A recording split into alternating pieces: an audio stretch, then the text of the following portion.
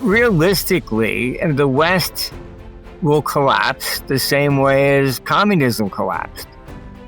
The socialistic agenda does not work. When you get into these Ponzi type schemes, where you have to issue new debt to pay off the old, all right, eventually it goes bust when you can't sell the new debt. Staple coins that the U.S. is doing under this Genius Act are war bonds.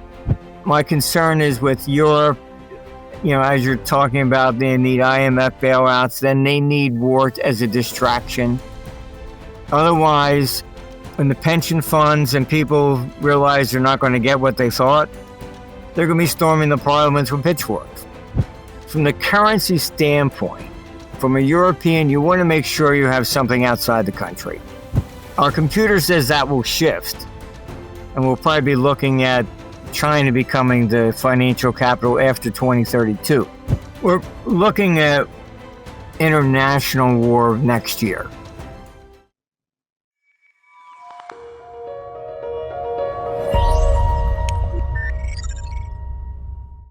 Hello and welcome back to the Reinvent Money podcast. My name is Paul Buitink and I'm delighted to have back on the show renowned forecaster Martin Armstrong of ArmstrongEconomics.com.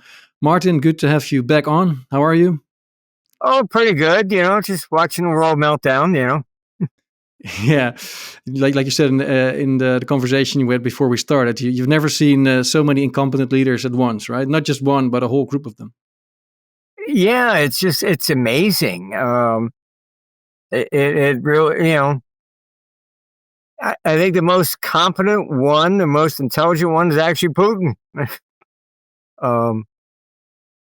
I even have the declassified documents from the Clinton administration. Clinton said the same thing. He's really smart.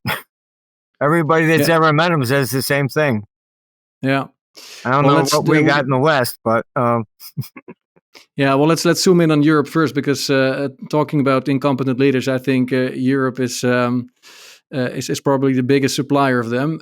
In 1 week, I read that both the UK and also France, and that was mentioned by France's finance minister himself, possibly need a IMF bailout. I mean, that's how bad it has become in Europe, I guess. Yeah, I think this is honestly why they also keep talking about war. It's a distraction. So it's kind of like when Biden put the sanctions on Russia and gasoline prices went up, and he said, "Oh, it's Putin's inflation, not his." It's always somebody else, and as long as they can keep everybody focused on Ukraine and Putin and whatever, then they don't pay attention to what they're doing. It's not just, currently. This historically, this is just the way politicians are. Yeah, they're always looking for a boogeyman. Yeah, it's pretty much what you want. It's never your problem. It's always somebody else. Like, COVID. Oh, it's the Chinese thing. You got to blame somebody else for everything. Yeah. So the more they beat the war drum in Europe, the more they are in trouble. So let's say France and the UK, Macron and Starmer, they're the most outspoken when it comes to what Europe should do against Russia or in this conflict, and they seem to be in the worst shape financially. Yeah, look, in all honesty, Putin's been there since 1999. He has no intention of invading Europe. That's absurd. But you have NATO. Their only purpose in life is war. They should have been shut down when the Warsaw Pact fell. That was their whole thing. I've seen the internal memos from NATO, and it's like, how do we remain relevant? Because all the money was going to climate change and everything else. And anytime you create a government agency, no matter what it is, All right. They will fight tooth and nail to stay alive. Why? Because that's their salaries, their pensions, etc. So the internal memos I was shown from NATO was like, how do we remain relevant? And the only way they can remain relevant is by telling you Putin wants to invade Europe. So send us 5% of your GDP, and we'll protect you. I mean, this is basically it. So they keep their pensions and everything else going. And I have spoken to 3 different countries in Europe, and I asked the same question: has anybody picked up the phone to talk to Putin? No. Macron had a call with him recently, right? Yeah, he's the only one that at least had met with him. And what it is that these neocons, what we call, neoconservatives, they've always been they're warmongers, basically. And they basically have created a series of endless wars. You can look them on YouTube, and Robert McNamara is the one that took us into Vietnam. And before he died, he, I guess, wanted to clear his conscience and said, sorry, we were wrong. We thought Russia was behind it, and it was just a civil war. 58,000 Americans died. How many millions of other people? Because they were wrong. Iraq War. Bill Kristol even wrote the book to justify going in. I know Bill. I've been to dinner with him. And I argued with him back in the 90s. And it was like, if we take out Saddam Hussein, Assad out of Syria, and Gaddafi, we'll bring peace to the Middle East. I said, you're out of your mind. Middle East is tribal.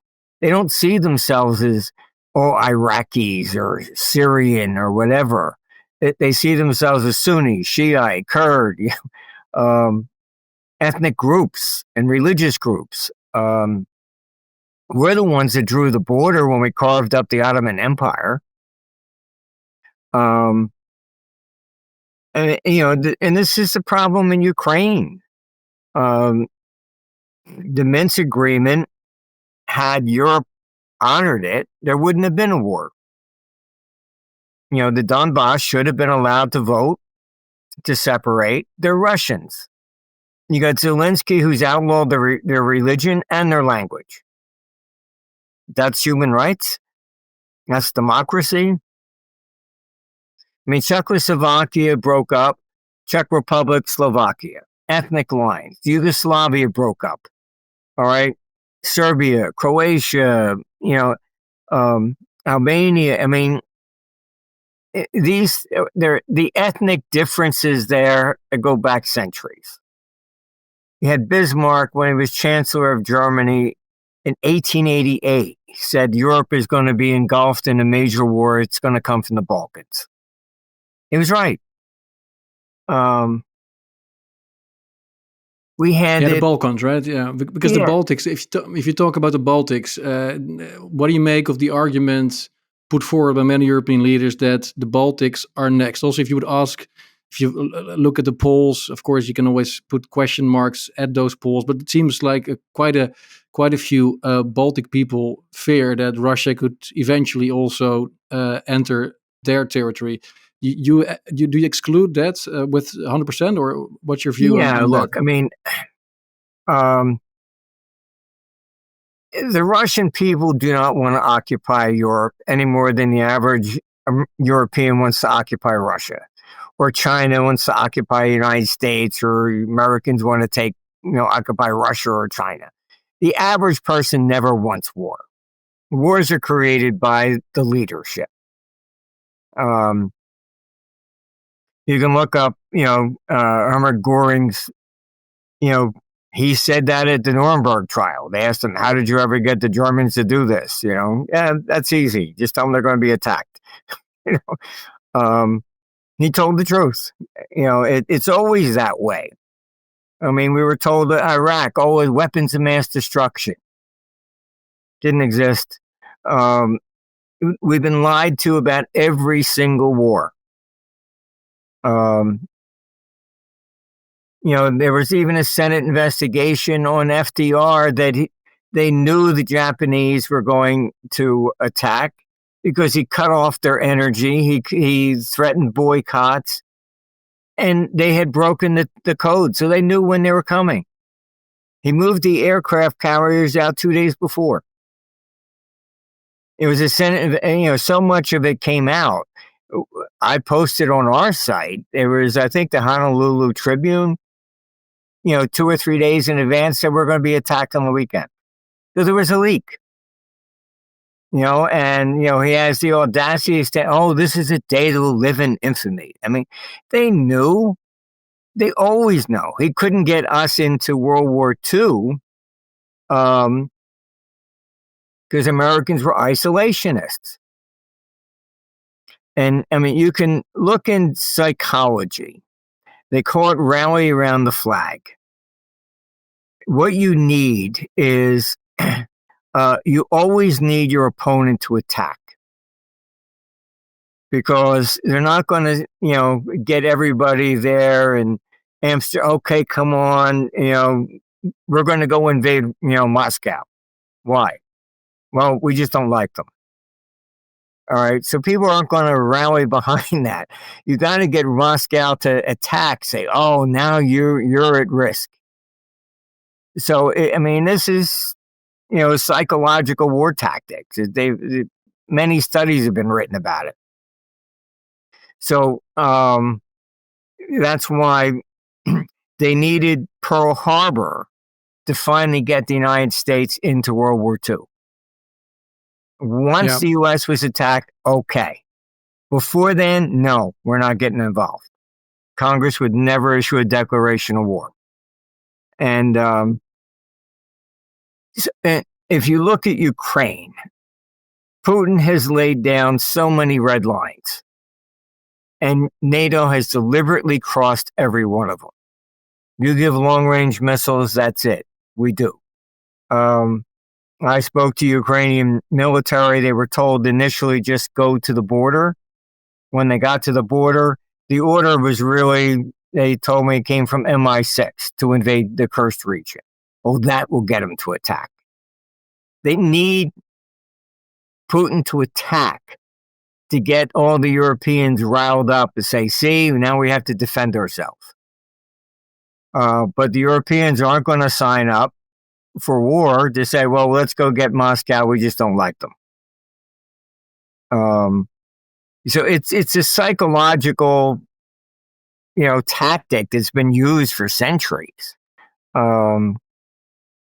And it's. Do you also expect then that a false flag or something like that would happen somewhere in a European city, and also in order to ramp up support for a war against Russia directly? This is what they do. I mean, you can even look on Wikipedia. The CIA had proposed killing Americans to blame it on Cuba to justify an invasion. And Operation Northwoods. Yeah, and JFK said, no way. 9/11, they knew when they knew the first World Trade Center people were in cells, and they drew the World Trade Center with planes going into it. They even put their attorney in prison, Lynn Stewart, for passing notes. So they knew what was coming, but they get more power out of it.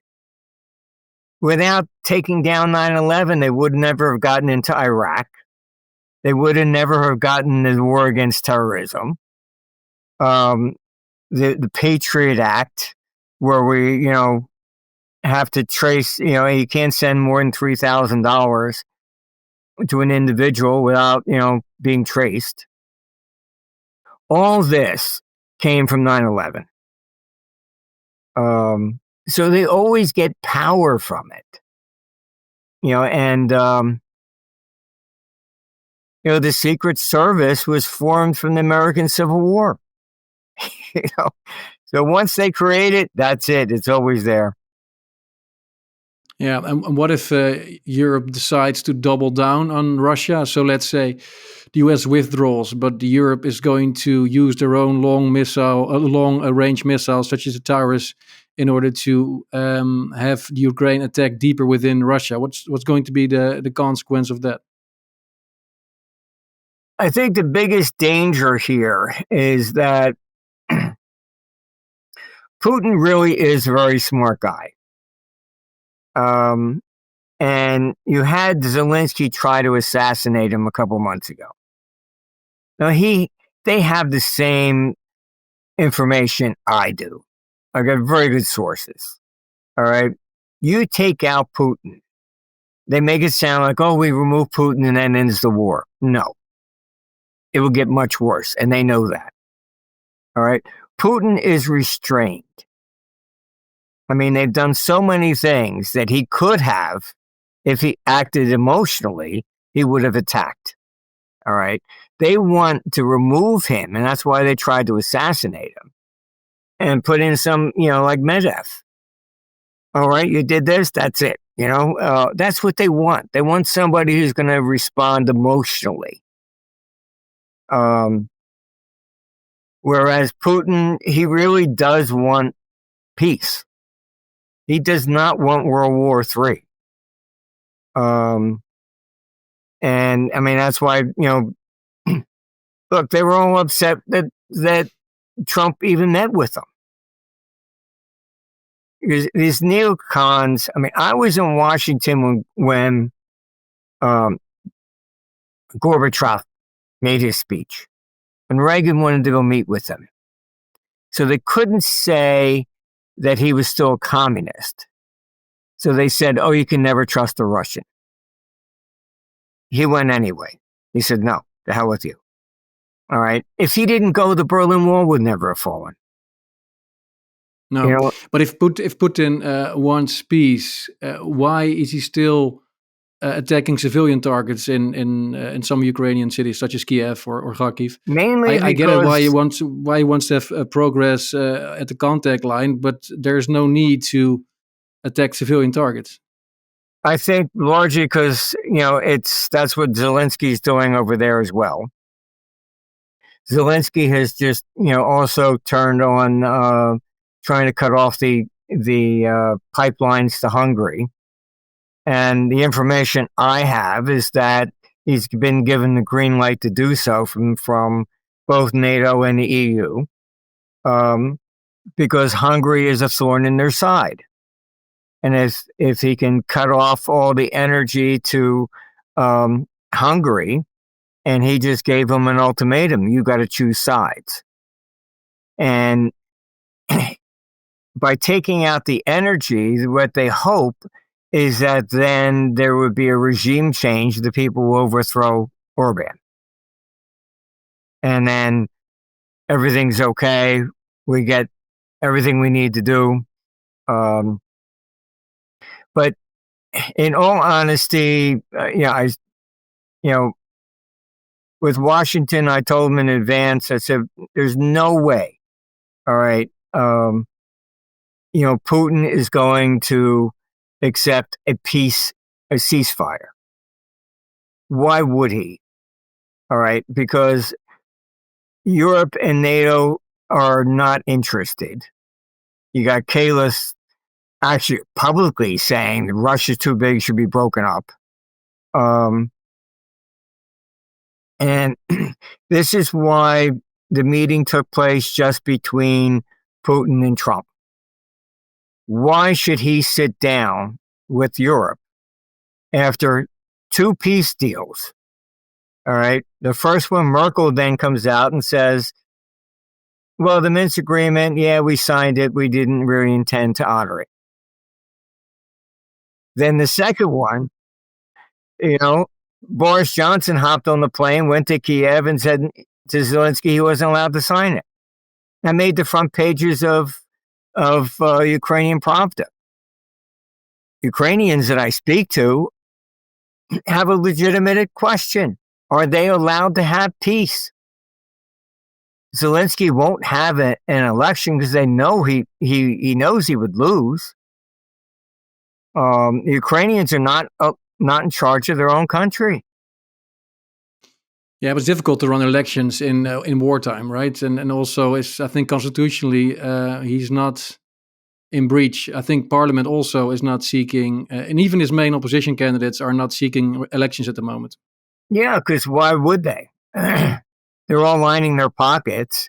At least $50 million per month is now been revealed that Zelensky has been wiring to secret accounts in UAE every month. There's billions of dollars they're missing. No accounting for it. I've spoken to people in Washington. They're like beside themselves over it. But there's no incentive. If there's a peace deal, then you have to have an election. So where is the incentive on that side, even for the Duma to even have an election? As long as there's no peace deal, hey, it's a dictatorship. And although they say that's very nice. We had World War I, World War II.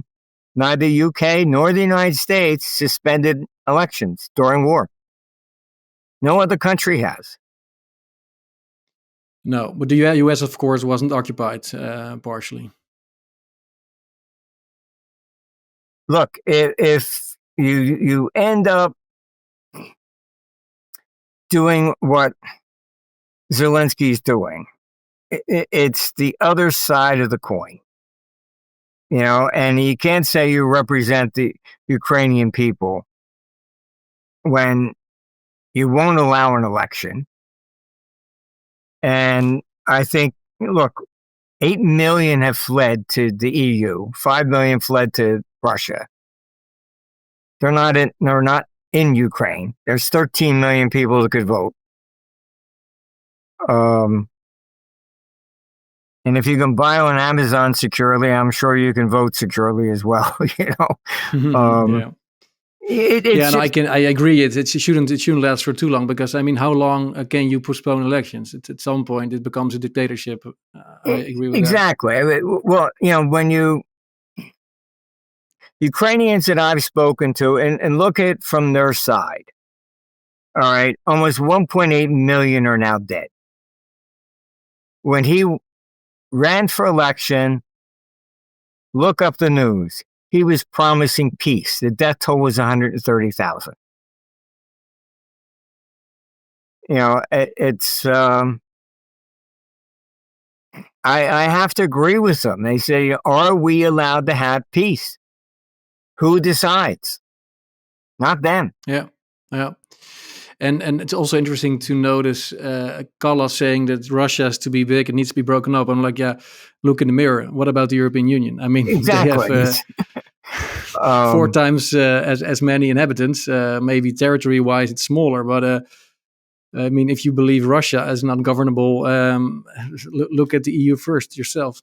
Yeah, well, look, Russia's got Siberia. There's nobody even out there. It's huge. Okay, there's nobody living there. Very, very, very few people. But if Putin said that about the EU or United States, that would be outrageous. But this is the geopolitics behind all this stuff is just crazy. What I've heard is just that you have zealots in Europe. They're thinking that they can conquer Russia, and they get the $75 trillion that they have in natural resources, and that somehow that will boost the EU and they'll be okay. The other rumor that's going around is that France has 71 billion in frozen Russian assets, and they've been dipping into them. And Euroclear has little over 300. If there's peace, that money's got to go back. The question is, are they dipping into it with all these people running out of money?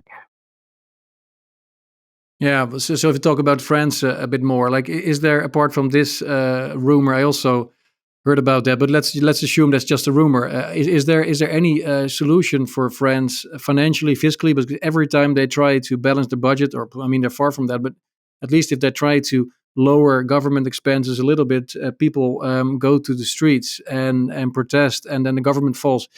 Is there any way out for France, or do they indeed need a IMF bailout? And I mean, what's the IMF anyway these days? Because it's like the blind helping the deaf, right? The IMF is based on the coffers of all these Western nations that are all bankrupt anyway. So, but what's your view on the IMF and France's prospect? Realistically, the West will collapse the same way as communism collapsed. The socialistic agenda does not work. And that's the problem we have in politics. Look, nobody ever pays off the debt. So why do we borrow? Why don't you just print? I mean, we're paying $1 trillion in interest expenditures in the United States for the year. The national debt when Ronald Reagan was there in 1980 was $1 trillion. Now, I mean, it's not sustainable. Eventually it collapses the same way as Bretton Woods collapsed. All right, you fixed gold to $35, but you didn't limit the amount of dollars you created. I mean, a 3-year-old with a pocket calculator could figure out it's going to go bust. All right. This is our problem in the West. Communism collapsed. Russia and China, it's not sustainable. What we're going through in the West is also not sustainable. You can't borrow forever and have no intention of paying anything back. Yeah, last time I found interesting, you said higher interest rates are actually inflationary. Yeah, because everything has changed. Look, when Keynes came up with that idea, it at least made it seem logical. U.S. government had a balanced budget. So the biggest borrowers in the room were the private sector. So you raise interest rates, all right, they'll spend less. A lower interest rate, in theory, they'll borrow more. Didn't work. Just look at, COVID went to negative, it still didn't work. Why? Because governments are now the biggest borrower in the room. It's not, you raise the interest rates to stop inflation. Does government say, oh, gee, they want us to spend less money, let's cut? Never going to happen. They're addicted to it, just like somebody on heroin or whatever. There's no way out of this. The way governments collapse historically is they, when you get into these Ponzi type schemes, where you have to issue new debt to pay off the old. All right. Eventually it goes bust when you can't sell the new debt. You can look in the 14th century, the city of Mainz, the same thing happened. That's where the Gutenberg press was. They were, issuing annuities and borrowing money they thought they would be making money, from taxes forever. They kept raising taxes. They chased the rich out of the city. Gutenberg and his family even left. And the city went bust. They couldn't pay the debt. They couldn't sell new debt to pay off the old. And then what happens? The creditors went in and they sacked it.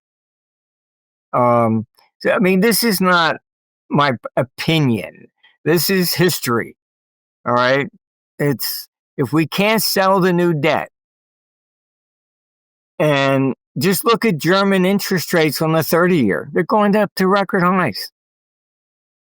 You're talking about war. All right, why would I buy debt during times of war. That's what broke Bretton Woods. U.S. went into Vietnam, spending untold amounts of money, wasting it. And they kept issuing more and more dollars because of the war. Eventually, it started to crack. JFK in 1963 wrote the executive order to take silver out of the coins. So 1964 was the last year. Then 68, the gold started cracking. And then that's when the London market starts. So he had a 2-tier system. And then by 71, the whole thing just collapses. So you saw it coming, like a train coming down the tracks, if you opened your eyes. And we're in the same situation. Going for IMF bailouts, why would you need a bailout? It also indicates you cannot sell the debt. If you could sell the new debt, then you don't need the bailout. All right, but you can't at the same time be beating the war drums. Oh, Russia, Russia, Russia. And by the way, want to buy these bonds? Yeah, or they're going to try to sell them to the public, right? War bonds, like we've seen before. I think that, like through pension funds, we already noticed that. First, the pension funds had to focus on net zero and buying up all those types of bonds or invest in those companies, and now pension funds are being used to invest in defense companies, and later on perhaps also war bonds. Yeah, look. The staple coins, you get the Bitcoin people going, this is great. It validates. No, it doesn't. Staple coins that the U.S. is doing under this Genius Act are war bonds. It's the same exact model. In 1863, what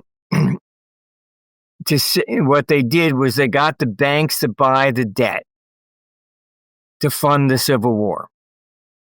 So it wouldn't be deflationary. They allowed the banks to issue currency against 90% of the bonds that they bought. So you can still buy those currency. They're still legal tender. National, they're national, currencies. Every bank would have the bank's name, who issued it on it. Some are very rare. Some bring a lot of money, and others are cheaper depending upon the size of the bank. But staple coins is the same thing. You can issue staple coins backed by debt. It's the exact same model they used in 1863. Nothing different. Yeah, so maybe they'll be called war coins then at some point, or perhaps they even rebrand them as such. You have the biggest problem that I encounter is, and that gets frustrating for me, is that I get called into virtually every crisis around the world. And it's always the same thing. I get very tired of it.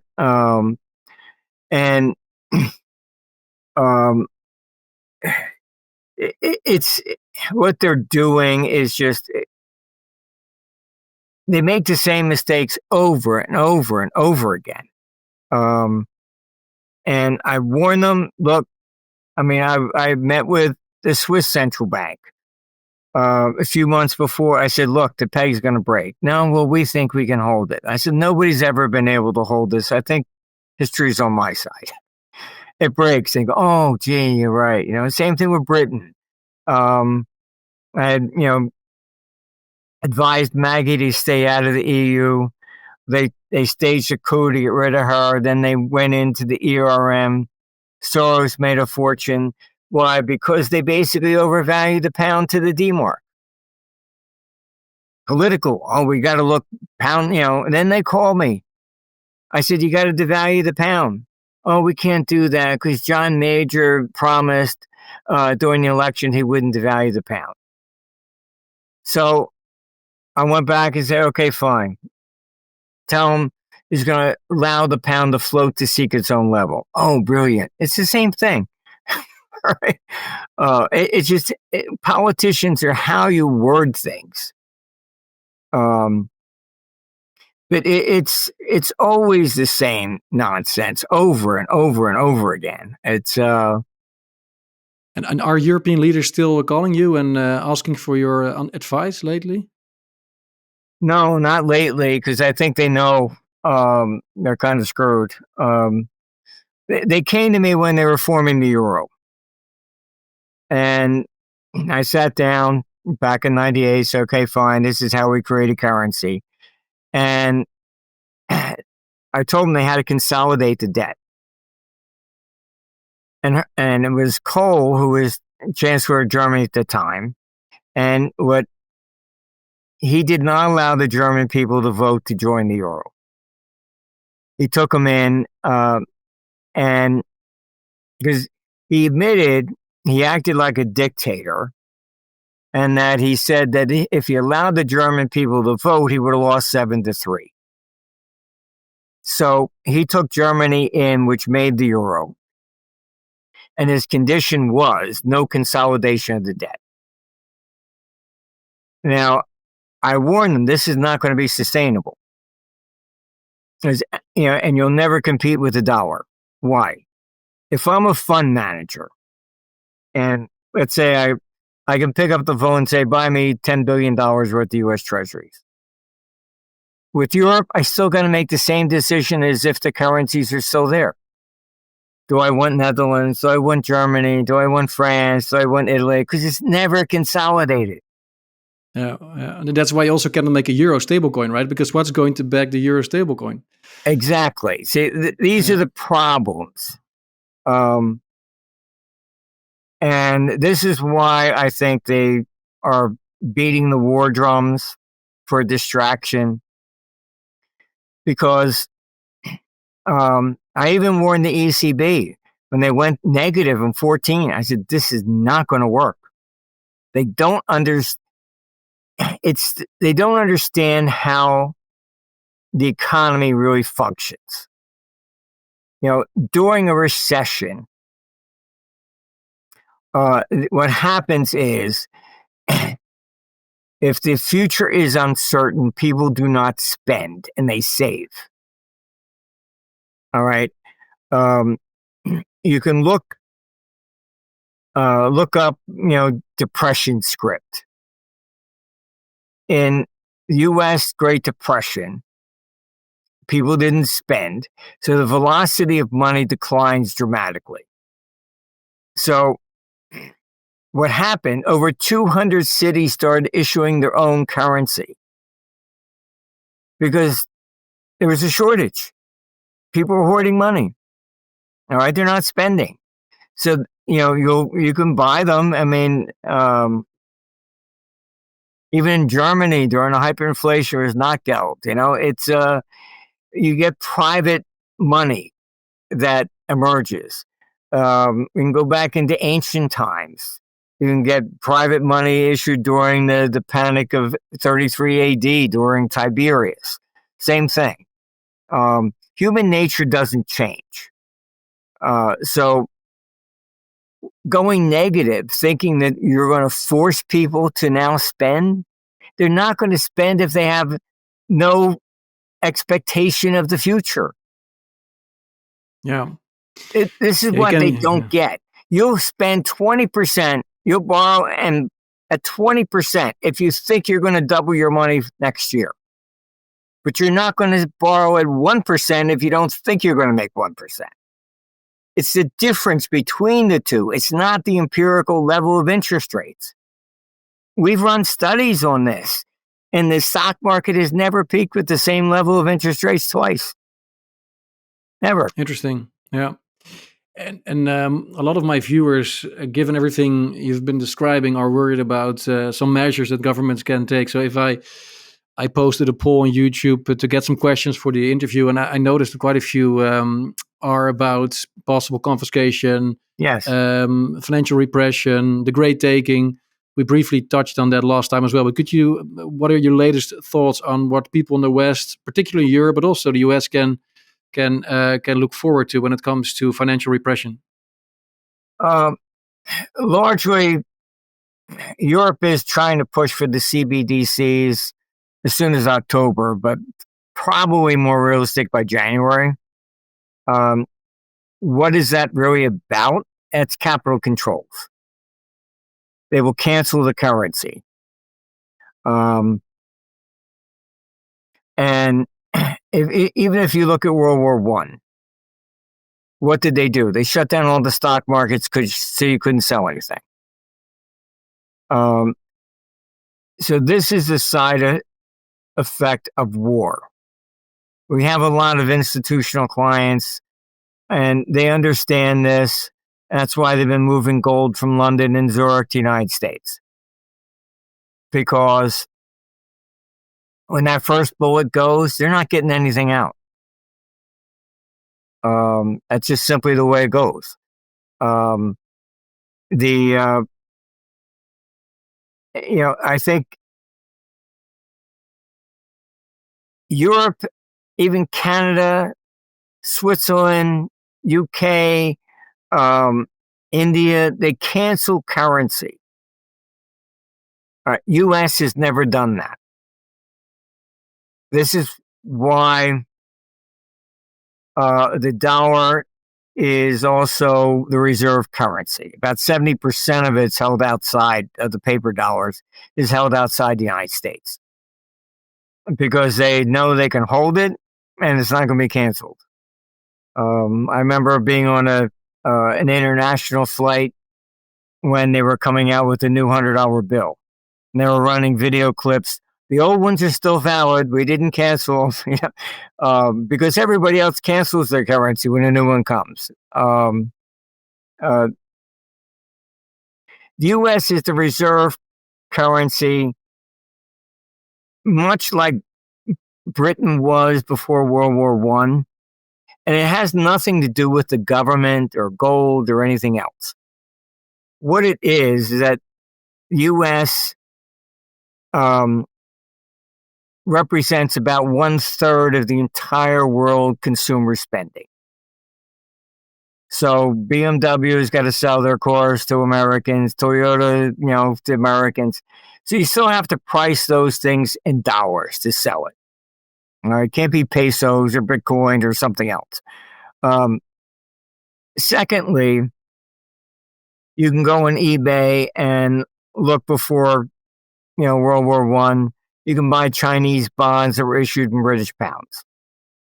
So, emerging markets issue the, debt in the currency of the dominating economy so they can sell it. All right. So look at, almost 70% of the emerging market debt is issued in dollars. China even warned its provinces, do not borrow in dollars. They did, and they're in trouble because the dollar went up. This is pretty standard. You look at IPOs. Even Home Depot's IPO was worth more than all the IPOs of Europe. So New York is the financial capital. The banks raise all the money. It's got nothing to do with the Federal Reserve or the government or anything of that nature. Our computer says that will shift, and we'll probably be looking at China becoming the financial capital after 2032. But that's what makes a reserve currency. China has looked at both the economic models of the United States and Europe, and it's copying the United States. It's trying to establish a consumer-based economy. Whereas Germany is more on the old mercantile model. We make stuff, sell it to everybody else, but they keep their taxes very high, afraid of inflation. So you can Google it. The average net worth of a German is less than that of an Italian. because they're so afraid of inflation that they oppress their own people. So, so from the currency standpoint, from a European, you want to make sure you have something outside the country. For now, it's probably the dollar's the safest area.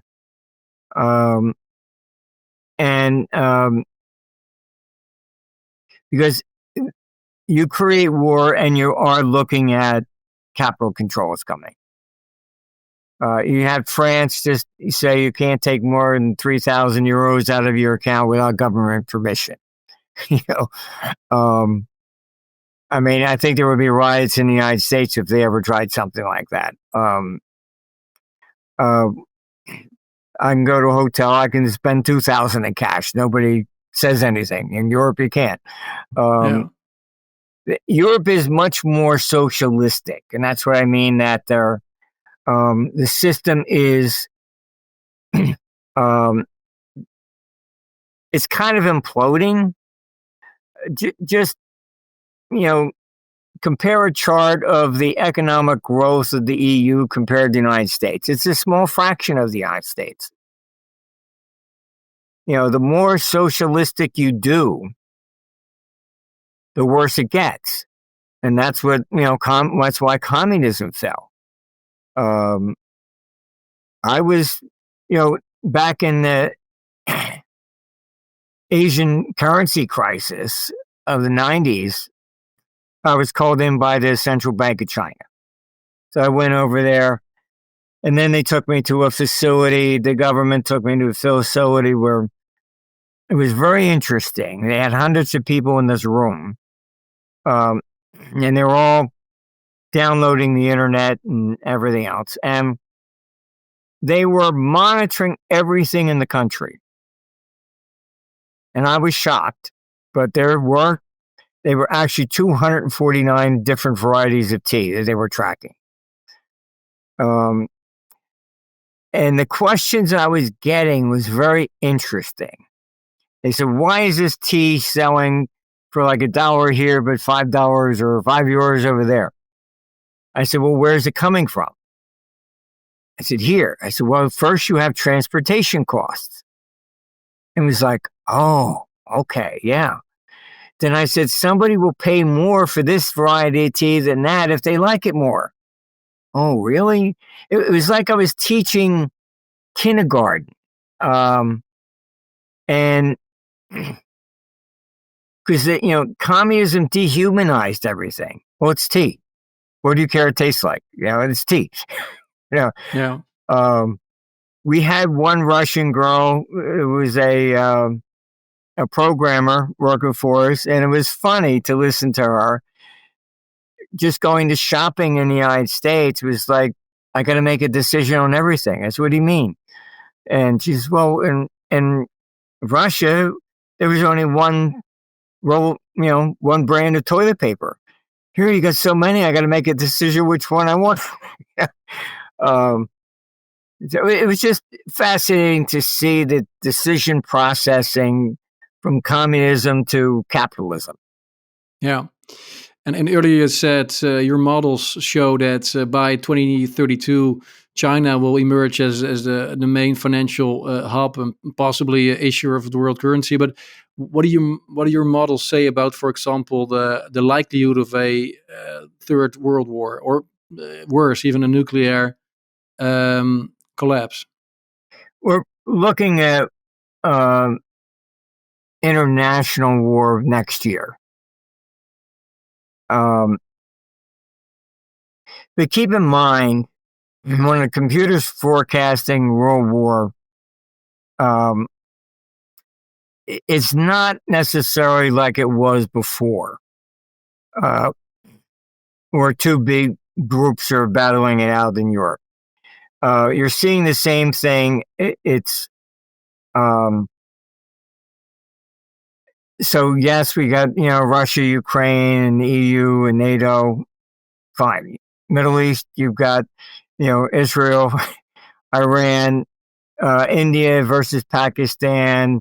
You have, Thailand versus Cambodia, China versus Taiwan, North versus South Korea. You just had Russian ships in the Sea of Japan, and Japan's flexing. It's everywhere.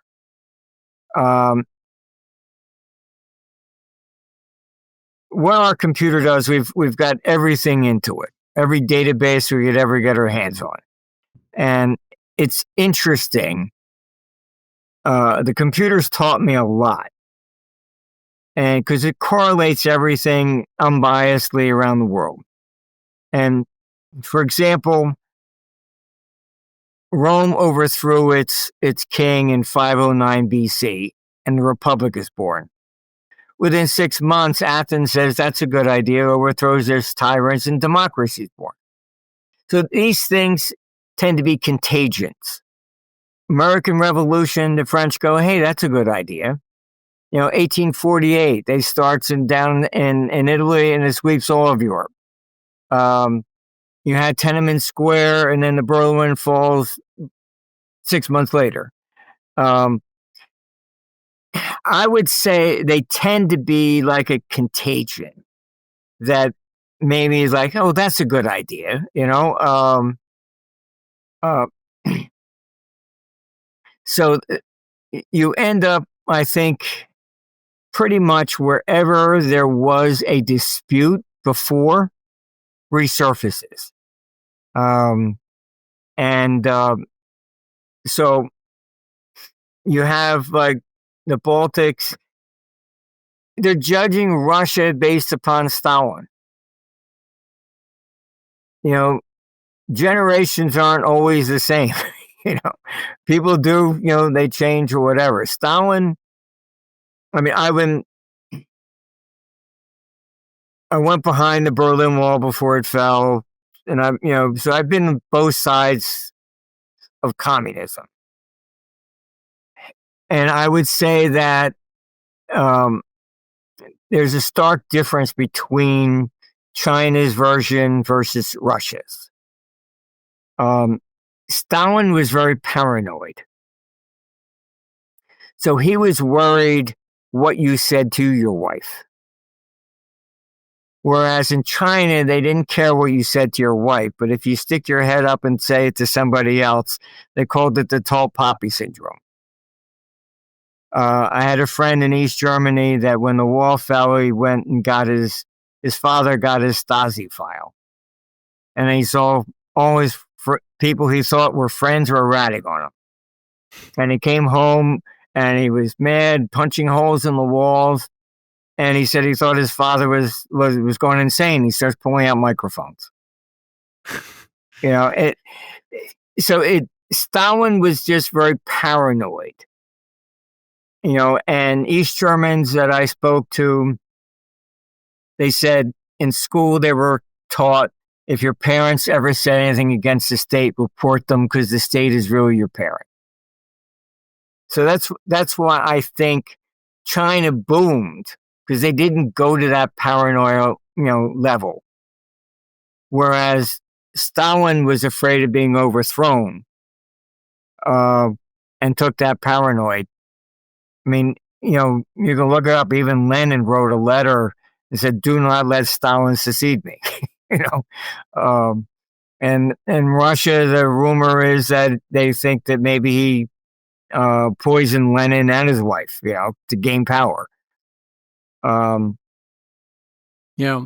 So when you say next year, you would expect international war. Basically, it's what we have already, because, like you said, there are already so many conflicts. But the next year we'll have like peak conflict, or yeah, I think that it just starts escalating. My concern is with Europe. As you're talking about, they need IMF bailouts. Then they need war as a distraction. Otherwise, when the pension funds and people realize they're not going to get what they thought, they're going to be storming the parliaments with pitchforks. So how do you avoid that? You need some sort of an external enemy. I was talking to people in the Romanian government. They were just ordered by the EU they had to accept 100,000 Africans and Middle Easterns. And why, AFD is now like number one. Why? Mainly because these people actually think that letting all these migrants in, they'll be able to draft them to go to war against Russia. And history shows that's not going to work. All right, there was a Roman emperor, you can look him up, Valens, around 360 AD. Attila the Hun was coming across. So the Germanic tribes, the Goths, petitioned that they could come into Rome for safety. And Valens allowed them in, thought he could use them in the military to build up, train them, etc. And then you can look it up. They said, oh, thank you very much. They taught them all the Roman tactics. They turned around, waged war on Rome, and killed the emperor. Human nature is human nature. You're letting all these people in, these Africans and Middle East. You think they're really going to fight for Europe? They're there for free lunch. They're not there for an assimilation. Yeah, and most Europeans won't even fight for Europe. It's. So how could you expect that from non-Europeans to do so? I think, honestly, I went and had dinner at Mar-a-Lago with Trump back in March of 2020 when he was president the first time. I like to meet people mainly because sometimes you just have to look in their eyes to see if there's a light on, and that's when he said he wanted to pull the troops out of Afghanistan, but it was the reason. He said he was tired of writing letters to their families that your son died for God and country. And he said, what are we doing there? What difference are we going to make? They've been fighting over borders for 1,000 years. Now, I knew Maggie Thatcher, I've met many over the years. Not one head of state ever said what Trump did. And I think, honestly, the difference is this. A career politician is told never to think about the people that die on the battlefield. That's just collateral damage. We have to win. You don't think about that. Where Trump wasn't a politician and he thought about it as a human being. And that's why I think Trump really was interested in creating peace. Whereas the rest of them are not. It's, what do I get out of it? I mean, I've dealt with governments for 40 years. And when I was young, I thought I could make a difference, and you realize you can't. I can go in and say, listen, if we don't do this, 20 million people are going to die tomorrow. You go, yeah, okay. Maybe you're wrong. They would rather 20 million people die and then stand up, vote for me, I'll get the guy that did it. And this is the way politics works. If I ran for office and I said, vote for me because I saved your job, you're going to look at me like, how do I know I would have lost it? Maybe you're lying. It's better you lose your job, and then I say, vote for me, I'll get the guy that did it. Yeah. The government will never, ever, ever, ever, and no matter what one, and I've dealt with from the Middle East to China, all right, they're all the same. Yeah. They will never do anything. Still, you continue with educating the masses and with your work, with your software, with your articles, your blogs, and also because we're about to wrap up, but I also want to mention the event you're organizing. Right? It's I think it's an annual event that you do. Yeah. Could you say a little bit more about that? Well, we used to hold 3 a year: one in Asia, one in the U.S., and one in Europe. Actually, Nigel Farage came and spoke at our one in Rome in 2019. He called us the the alternative to Davos. Then when COVID came, we basically just had one, but now we live stream to like 37 countries. This will be our 40th World Economic Conference. The first one was 1985. Wow. So I'm not sure how many more of these things I'm going to do. I'll put a link to the event in the show notes. It will be on Friday, the 21st of November, until Sunday, the 23rd of November in Florida. So perhaps in Orlando. So perhaps Trump will pay you a visit as well. Or? I don't know if he will. We do have others that will be there. He took the room next to us not last year or the year before. It was interesting. But yeah. Well, thanks so much, Martin, for your time. And also people check out armstrongeconomics.com/blog, for example, for your latest articles. Put it also in the show notes. And thanks again for giving me your update on the world and where we're heading. Unfortunately, it's not any more positive than last time we spoke. It's no, but it's better to be a realist than nature, to be naive. Yeah, it's human nature, and but hopefully we can, in the end, come out better of all of this. But especially in Europe, things are going to be a lot worse before they get any better. Unfortunately. Well, I can say that the EU will probably break up. And you cannot impose a centralized government changing cultures and things of this nature. It was supposed to be a trade union. That was it.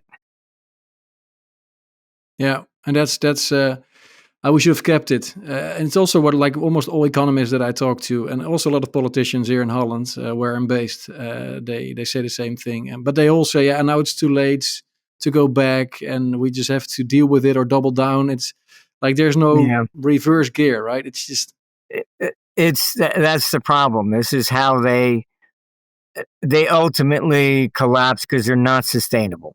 Like Bretton Woods or communism, you name it, nothing is ever sustainable forever. No. Well, thanks, Martin, and I'll make sure to get in touch again in a few months to see where we are. But thanks so much for your time, and talk to you next time. Oh, it's always a pleasure. Thank you. Thank you.